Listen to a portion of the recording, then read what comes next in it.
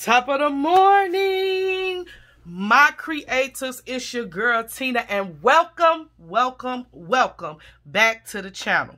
All right, let's dive in because I'm excited. I'm excited to share with you all what I created for last week's Crafty Dare.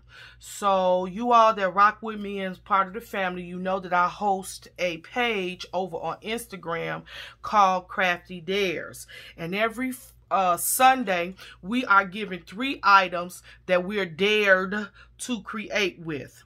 This past week we had the items of a picture frame, 2021, and 1 word you had to create with. That was the dare. All right, and so on Friday everybody came and posted their creation of the dare. All right, so I'm here to show you what I created with those 3 dare items.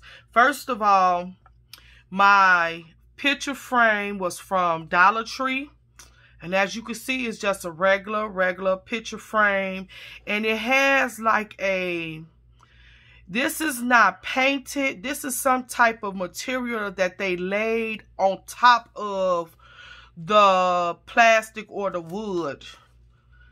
I think this is a plastic. This is some type of paper or something that they laid on top of the plastic and fused it in with that. This distress finish is not a paint. It's not in the wood. It's some type of overlay. Okay, so this is the frame that I use. It's a 5x7. So that was the first item that we were dared to use, which was a picture frame. So this is what it started out looking like. And now let me show y'all how it looks at the end. What do you think?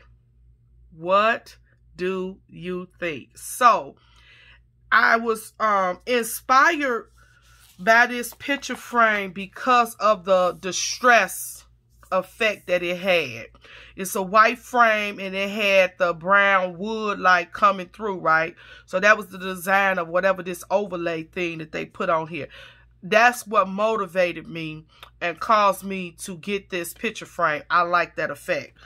But what I did was I took the picture frame and I took some sandpaper, because I tried to peel off the white coating. I couldn't get it off because it's fused in there. You can see it in places where you could tell how they fused it on there. All right, so what I did was I pulled out some heavy, coarse sandpaper, and I sand all around this picture frame. 2 things happened. I was able to break the fibers of whatever the overlay paper was that they used. Okay. The second thing that happened was I made it become coarse because it's a smooth, silky finish on the original frame. And so I knew in order for the paint to grip into this, I needed to break the fibers and I needed to make it really coarse and unfinished. And so that's what I did with the sandpaper. So I sanded it on the sides and all through the top. Okay, and it took the paint so well. All right, what did I do? After I sanded it real good, I wiped it down with a wet wipe and I let it dry overnight because I wanted it to be really dry, no moisture or anything. Okay, the next day I took some acrylic paint from Walmart in purple, and what I did was I took a paper towel, just a plain paper towel, and I rubbed them together. And then I put my paint on the paint surface, and then I just dabbed it in. Now what I did was when I went in with the paper towel, I went in like this, stroking it, right? Because I didn't want the paint to cover everything. I just wanted streaks of the paint. So that's how I did that, okay? Then after I finished that, I came back with some tea dye distress stain. And what I did was I took, again, a piece of paper towel and I just stroked it. So at first, I didn't like the way that looked. So I had to go back with a wet wipe and I removed the stain from the area that I had put it at first.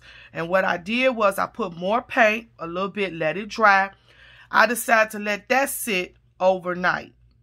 Then I came back and I used a dry paintbrush. Just a plain old dry paintbrush. And I took the paintbrush, one of these little cheap paintbrushes.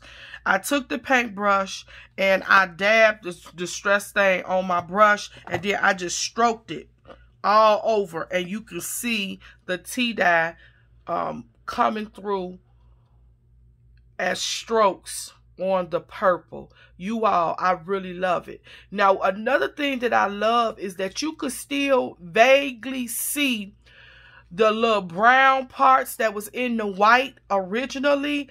It did not go all the way away. I love that. Okay. So then what I did was I took me some scraps. This is all scraps. So I took some scraps out of my scrap bin, and I took the backing out. I took all of these pieces off, okay, and then I cut the paper down to 5 by 7. As a matter of fact, I had to piece the paper together because I didn't have enough pieces to make a whole piece, but I knew it would be okay. So I put one layer down, and then this layer right here, I popped up with some dimensional foam. On top of this, I distressed the edges, and then I want to show y'all what I used to ink my edges. I got this, this was gifted to me some time ago, but I do know that I've been going to Sizzix.com because they've been having those 80% off, 70% off sales. They have this ink for $1. They got it in purple, they have it in black, and they have another color. It's just $3. And I was like, you know what? I got this. Somebody gave me this. And I took it out and tried it. I really, really like this ink. This is pigment ink, but I really, really like it. So that's what I distressed my paper with up under there with that pigment ink, and I really, really like that. All right, you all, I began to build. So I brought out some trim from my stash. This trim right here from my stash. And then I brought out some of that, I don't think I have another piece of it left. I think I used it all. There's another piece of trim that I've had from a long, long time in my vault. And it's sequins, and it's stitching, it's sheer, and it's purple. And so I laid those two down. And if you look all through, you can see pieces of it poking out. But if you were seeing it in person, you could see it much better. All right, so I used those two and laid them down vertically on the paper. All right, then I took a cross and I put my cross down first, and then I just began to layer my various flowers on top. This paper collection is a close to my heart, old paper collection set. And I want to show it to you all because I really, really like this collection. And like I said, this is all just remnants and scraps of this paper collection that I use. So here's the base of it, right? The colors are green, various colors of purple, and then you have like a chocolate brown. So this is one side of one sheet, and look at the green. And then here's a side of another sheet. And then you have this right here. And then here was the sheet that's on top. And then you have this print right there. So these was just remnants, you all, that I used. Okay, what I did with this bottom layer, I took a stamp, and I simply, a script stamp, a word stamp, and I stamped on there so you can see that little effect. And then my warriors, those are the letters from the Tim Holtz foam stamps. You all know I love those stamps. And that green paper is this sheet right here. Okay, so I used the front and the back of the little remnants that I had. Okay, now let's talk about my little doll here, because I simply love her. She is Julie Nutting, right? This is Clarissa. Love her. I love her size, and I love her look. So I thought she would be perfect on here to represent myself, right? So I put her here. And again, I took the remnants from the paper collection and I did her hair up. Okay? Love that. Here's my 2021 that we had to put on there. Warrior is my word that I chose. And then, of course, my picture frame. But you all, I love how this came out. Of course, you all know I love using those micro beads and the small beads. I'm very, very sad because I have come to the end of my little bitty tiny beads. When I say I only have a few left, I only have a few left. And yeah, I don't think Michaels sell these anymore, because I used to buy these from Michaels out of the dollar bin when it was really, really the dollar bin.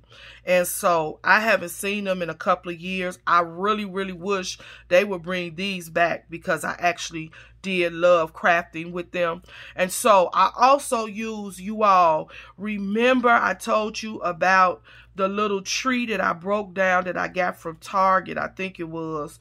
And I just used, I broke the tree down and separated the branches off of there. So this is what I used, a piece of that in the back to start building. And then I had these little stems of the purple balls in my stash. I thought that went great with it. And then I layered the micro beads and the little tiny beads on top to give it that beady, rugged, like type feel, I guess. I don't know what to say.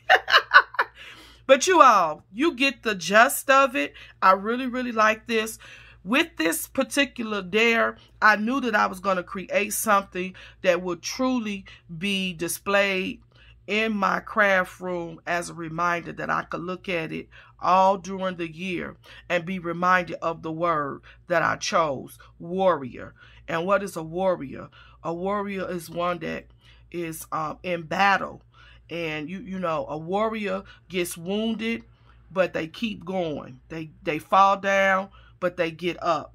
And so that's what my word is that I chose. And yeah, I'm striving to be an even better warrior, especially throughout my life, physically and spiritually. So that's what I chose. So I will be hanging this in my craft room so that I can be reminded of my word choice, warrior. All right, you all. Tell me what you think. Let me show you this die. This is the die that I pulled out. I have not used this die in so long. This is a Spellbinder Shapeability Crosses 2 set, and it comes with 5 crosses. Love this die. It's really, really a good die to have. So I hadn't used it in a long time.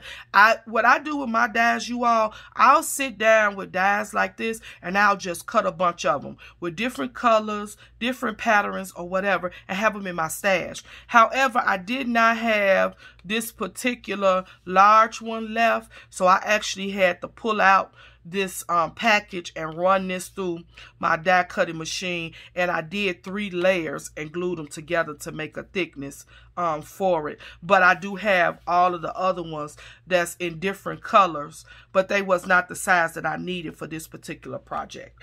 All right, so you can go over to Instagram and you can put in the hashtag Crafty Dares, and you will be able to see everybody's post that they posted last Friday showing their project. Okay, again, that's hashtag Crafty Dares. Now, we invite any of you who are on Instagram. That's one of the requirements. You must have an Instagram page. The second requirement is that your Instagram page must be active, which means you have to be posting like every day, every other day, at least once a week, to be a part of our page. We do invite you to come and join us in our Crafty Dares. This is a way to keep your mojo going. You can make your project as small as you want, as big as you want. You can make your project as simple as you want or as elaborate that you want. The choice is yours. The main thing is that you keep creating. So we give you the 3 dares and then we let you run with it. Just let your juices flow. Keep you active in a creative mind. And that's our purpose. So if you're interested, we do welcome you. Come play with us.